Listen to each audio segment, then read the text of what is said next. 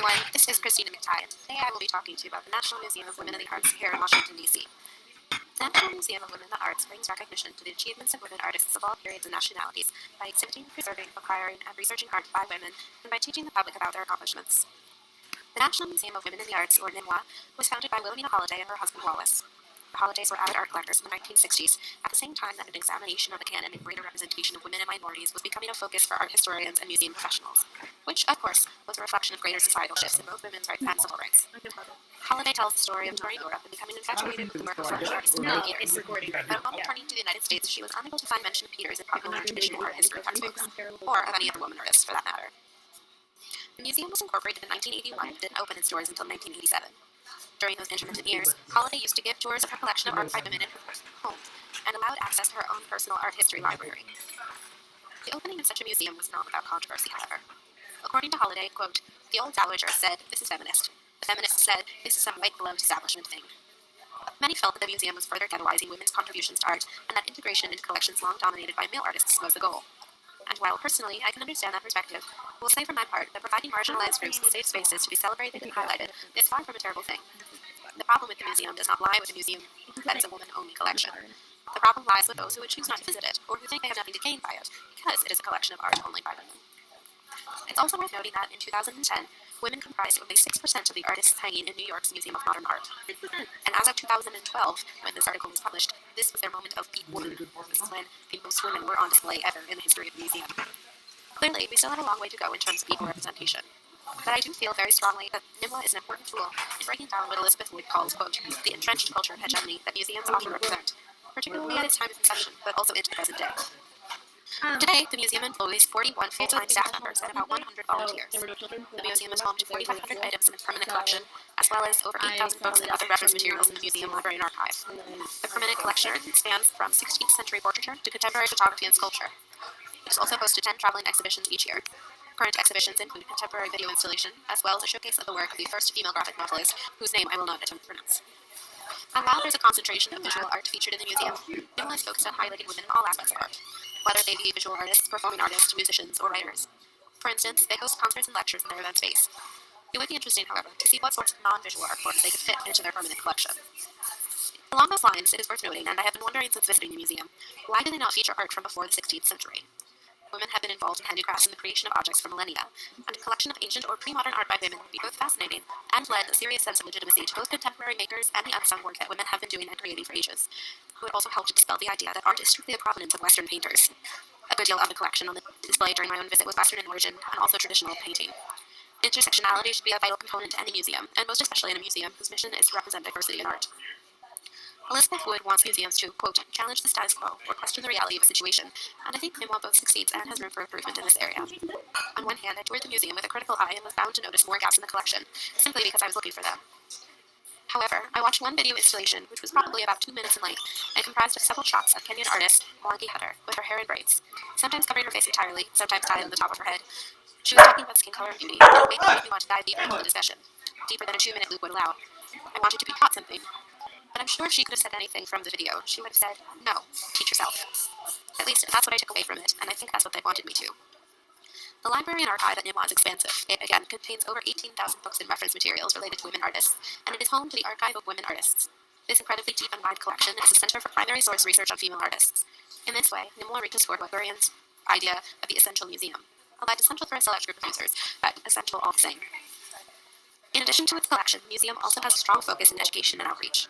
I was fortunate enough to interview Adrienne Gayoso, the associate educator for NMWA, about the various ways her department seeks to present the museum's mission to all audiences. According to Gayoso, the museum's size and structure plays a large role in how effective and dynamic an institution's educational offerings can be. Having previously worked at the Smithsonian, which she calls a huge honor, Gayoso also found it limiting. Her work was strictly with humanities teachers, instructing them in a very specific thing. At NMWA, however, the size of both her department, which is 3 people, and the museum itself allows for a greater range of interaction and greater freedom to try new things. Being a lower-profile institution, she says, allows for greater experimentation, a greater allowance for risk-taking. Or, as Burian says, they are allowed to program, quote, more nimbly and with less fuss. Most interestingly in our conversation, Gayoso said that the point of outreach in education should be to make it so, quote, she doesn't have to be there, which ties to Elizabeth Wood's idea of, quote, transforming staff's role from one of delivering content to facilitating content. They seek to arm students and the public with the skills and tools necessary to tackle the collection on their own terms, to derive their own meaning from it. As a part part of this, the museum distributes, and Gayoso is responsible for drafting, curatorial interactive art cards, a series of 11 rotating flashcards that feature a work in the museum.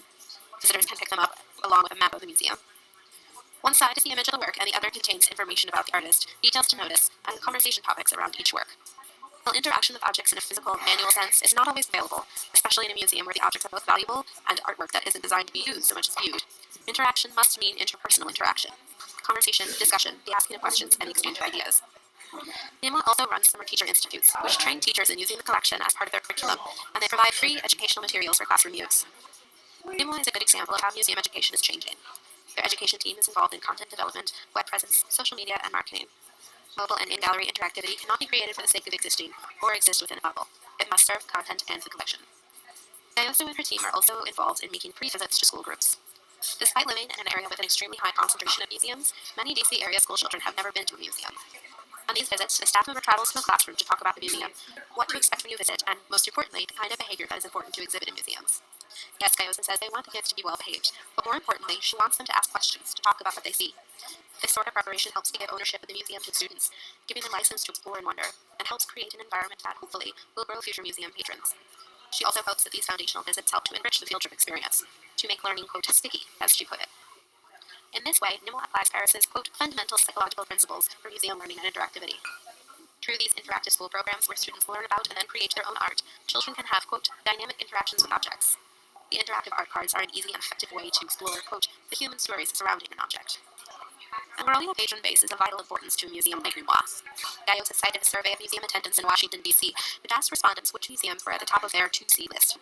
Survey results indicated that most people would not visit NMWA until their third trip to Washington. And how many times in the course of a life do people actually visit the district?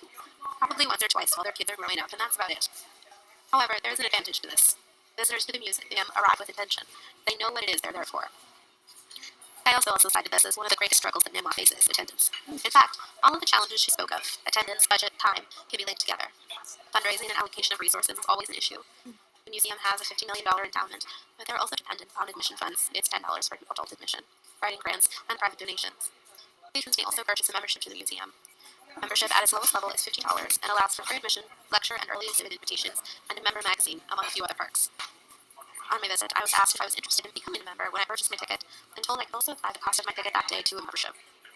The museum also makes a good amount of revenue by renting out their hall for weddings and other events. As part of my own tour, I made a note of how I wished there were benches or other places to sit and look at the art. Without any prompting from me, Ms. Gayoso mentioned the same thing, but added that the rental side of things was very important for funding, and so the space had to remain flexible and able to become whatever it was needed to be at the time. We couldn't find any information on the number of NMWA members, but according to Gayoso, most of them are independent, well-off women of a certain age. For a long time, sponsorship of a museum has been appealing to a very certain kind of person. There was an edge of elitism to it. But those people are literally dying. So what new models do museums take? How does the museum navigate this transition? Part of the solution is to break down that level of elitism, to make it so that membership and ownership over an institution is available to everyone. The solution is to make the museum a communal, interactive space, one that is open to people of differing backgrounds and educational levels. And all of this comes back to leadership. When asked to define success for NMWA, Gayoso replied that, for educators, the numbers are less important than changing attitudes and beliefs that patrons might have come in with, expanding their minds and imaginations. And this is hard to measure or quantify, especially when reporting to a board that may be comprised of successful people who have built their successes off of numbers, be that people or units or dollars. Having charismatic leadership is important. Leadership that understands the museum is here to push conversations, not content. Meaning the museum exists to create moments rather than to strictly impart facts. Don't listen to it. As renowned philosopher and lyricist LL Cool J once said, "Don't call it a comeback, I've been here for years." And that seems to be the point of NMWA. Many might think of women's contributions to art beginning in the 1960s, in league with the women's movement, turning out various Lady Park-themed art projects in protest of patriarchy. And while that is a significant moment in women's art history, it is a false supposition to assume that this is where it all began. Women have always been artists. NMWA seeks to remind us of this. We have been here. We will remain here. And the same can be said for this museum.